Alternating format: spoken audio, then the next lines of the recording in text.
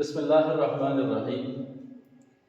منګه پرون دا خبره کړې وه چې استنجا طریقه سره استنجا کولو طریقه سره انسان به استنجا په کومه طریقه باندې کوي. صحیح دی که نه؟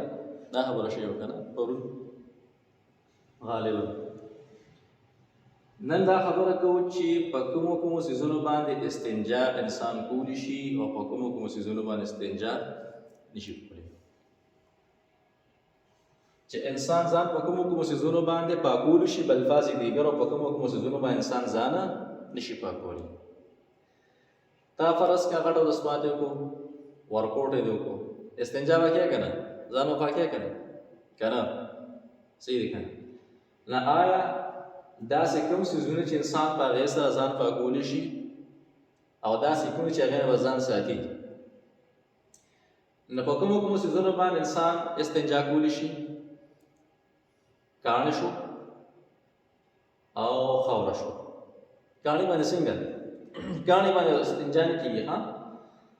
فرض کې انسان غټه دسماتی وکړو د سره کاڼی راغستی دی یا چې دی نو بل یو داسې څیز دی آله چې هغې کې صلاحیت د جذب کېدو نشته دی. صلاحیت د جذب کېدو پکې نشته دی. دلته د دې کاڼ نه مراد ډوټه ده. څه ده؟ ډوټه. دې ډوټه کې قابلیت د جذب کېدو شته. دا شی جذب کوي، کاڼ نه جذب کوي. دلته د فطر نه مراد څه شی دی؟ د کاڼ نه مراد څه شی دی؟ ډوټه ده. او خاوره باندې کېږي. خاوره باندې اوم استنجا انسان کولی شي ځان صفا کولی شي، په لوټه باندې ځان صفا کولی شي. او دویم چې دی اور پسې ټشو پیپر کا دې دور کې چې ټشو پیپر خلک استعمالوي. ټشو پیپر باندې استعمال د هغې کولی شي باید سره خپل استنجا کولی شي، ځان څه کولی شي؟ صفا کولی شي. دریم که چېرته کپړه وي، خاوره نشته دی، لوټه نشته دی، ټشو پیپر نشته دی، نو که فرض که چېرته کپړه ورته هغه شته پاکه کپړه وه، نه کپړه باندې هم ته خپل څه کولی شي؟ استنجا پرې کولی شي. یعنې ځان پرې د وړو بولو نه پاک کولی شي، ځان پرې د غټو بولو نه څه کولی شي؟ پاک کولی شي. دې کې صلاحیت د جذب کېدو شته دی. دې سره مطابق بیا په دې دور کې ګټه ده. ګټه نه په بازارونو کې دا ګټه میلاوېږي. ګټې ته وګورئ. که ګټه کې صلاحیت د جذب کېدو و هغه استعمال کړه، که پکې نه و هغه ګټه باندې استعمالوي.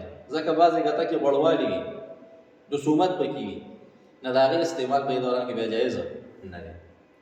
نه چې کومه ګټه کې رسومت غوړوالی نه و خشکه وه او هغې کې دا صلاحیت و چې هغه جذب کولی شي، نه په هغې بیا ته استنجا کولی شي. صحیح شو. څلورم اوبه. څه شي؟ اوبو سره ته ځان پاکولی شي. بعضې خلک وایي ډایرکټ په اوبو باندې ځان نه شي پاکولی شي. اوس دور داسې واشروم ته ورغلی، تا ځان استنجا دې وکړو، دغه دې وکړو، واړه بول یا غټ بول، نو د هغې نه وروسته تا ډایرکټ اوبه استعمال کې جایز دي، دې کې ګناه نشته دی. په بهتر طریقه دا ده چې اول ځان په لوټه باندې پاک کړي، هغې نه وروسته راشه بیا اوبه استعمال کړي. دا بهتر طریقه ده. که لوټه نه وي ټشو پیپر خو خامخا وي، ټشو پیپر باید ځان پاک کړه، هغې نه وروسته راشه بیا د اوبو استعمال وکړه. دې کې تا ته ډېرې پیرېږي. دې سره صفري ډېره زیاته ښه راځي. یو به ستا شک وځي، بل به ستا صفري ډېره زیاته ښه راځي، بل به سنت طریقه باندې به عمل وشي. پیغمبر علیه السلام به صلی الله علیه وسلم سنت طریقه دا ده، ول به ځان په لوټه باندې خاوره باندې پاک کړه، هغې نه وروسته به راغی ځان په اوبو باندې څه کړه؟ پاک.